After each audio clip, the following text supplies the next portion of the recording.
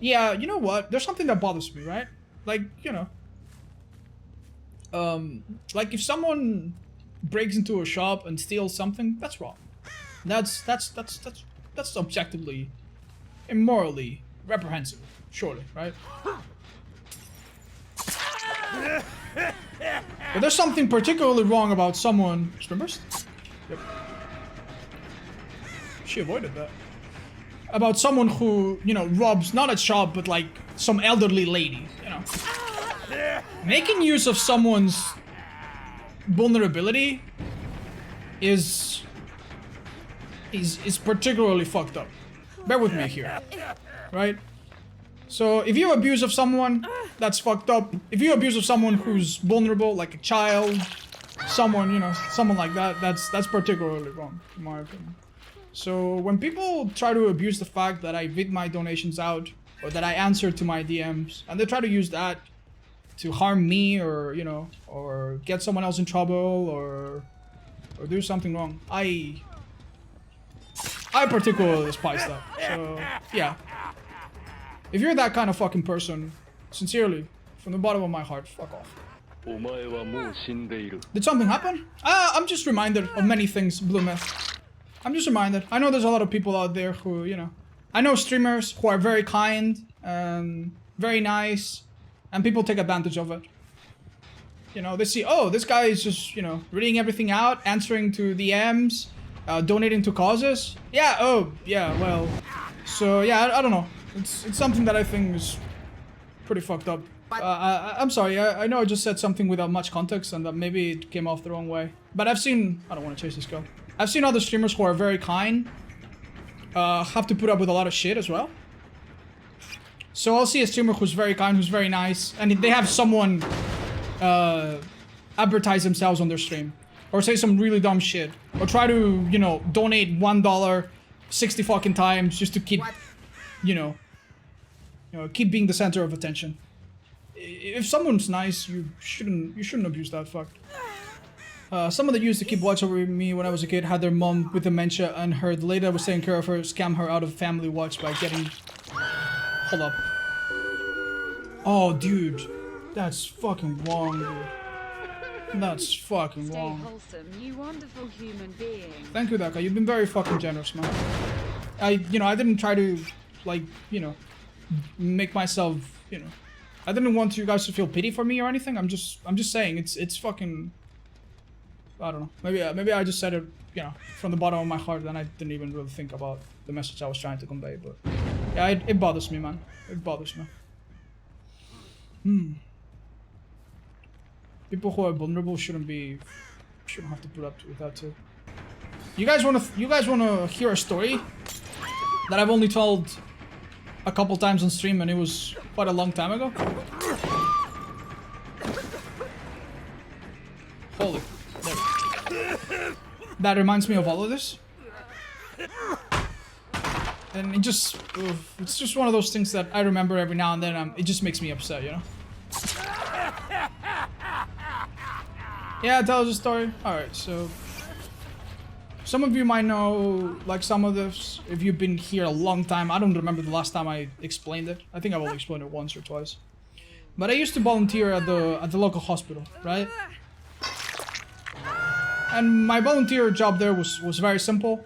I was just there to spend time with people in the hospital that didn't have family members over. Or who were very lonely otherwise, you know? People that spend a lot of time, or maybe not, but that didn't have anybody else to be with them. You know how it goes. You know, now people have phones and stuff, but especially for elderly people and stuff, it's fucking miserable being alone and just interacting with 2 nurses a day and, you know, having that sort of life. And so this little association made sure that people like that got a steady influx of people like me, usually younger people, but also some older people, to go spend an hour with them, maybe play some board games or read a book to them, or, you know, whatever. Just company. You don't need to do anything. Just spend time with them, right? So I met a lot of lovely people. And there was one particular man. He wasn't in the normal hospital, right? He was in the elderly care. Which is, you know, the wing of the hospital that you understand. Older people are. But the thing is, he wasn't old at all. He was only like 40 years old or so. Maybe even below 40. And this was a very complicated patient, and almost nobody else wanted to be around him.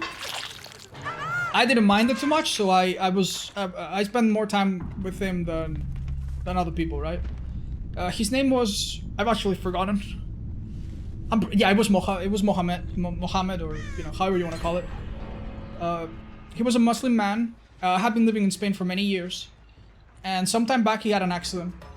A really bad working accident, and I mean a really, really bad accident. As a result of the accident, he was tetraplegic.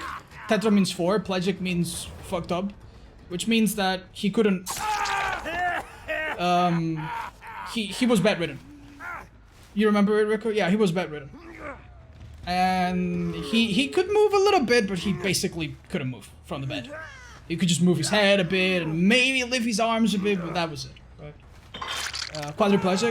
Yeah, sorry, that's how you said it in English, isn't it? Yeah, quadriplegic, sorry. Oh shit, this game is getting to the end. So yeah, so he was quadriplegic, and he was also virtually blind. I don't understand why he's blind. I didn't get to read a file or anything on his story, but he was blind. He could see light, he knew if it was daylight or not or whatever, but he couldn't see it. And that wasn't even the worst part. The worst part, which took me a little while to find out, nobody warned me about it, is that he had what I'm pretty sure is anterograde. I think it's called anterograde amnesia. If you guys have watched the movie Memento, that's what it is. The man could not form any new memories. So everything prior to the accident, he knew exactly. He knew his name, he knew where he grew up, he knew where he worked. He knew everything, right? But anything past the accident, blurry mess, cannot remember. So every time I would go to him, he would not know who I was. And he would tell me the same stories over and over again. He would tell me about how very soon he's gonna fly back to Morocco to meet and marry his wife. I don't remember the name of the wife. I think it was Fatima or something. And yeah, he was just telling me how he was gonna marry her. And how her mom was waiting for her and stuff. And I shouldn't fucking tell you this, but I'm gonna fucking tell you. I think that the hospital was overstaffed or overworked. The nurses did not do a good job. This man didn't just need feeding, he needed proper fucking hygiene. And as I said, my volunteering job there was just to spend time.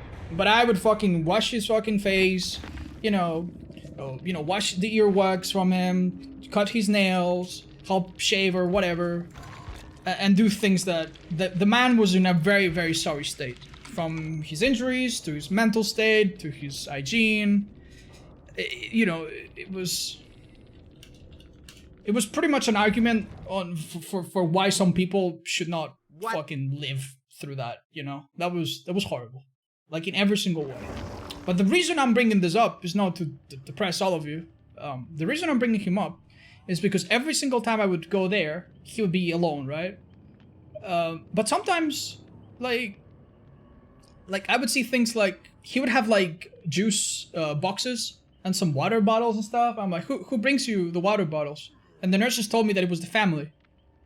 The family, every now and then stopped by and brought some shit for him. And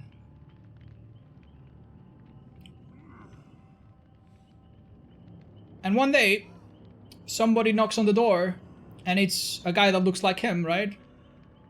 And obviously, if a relative comes, I just wait outside. They talk in their language, and I waited outside. And when he comes out, I'm like, "Oh, hello, good evening. Are you his brother?" Because he talked about his brother. Are you family of him? He's like, "No, I'm not family. I'm just a friend." And he just runs off. And I was like, holy fuck. That guy is his fucking brother.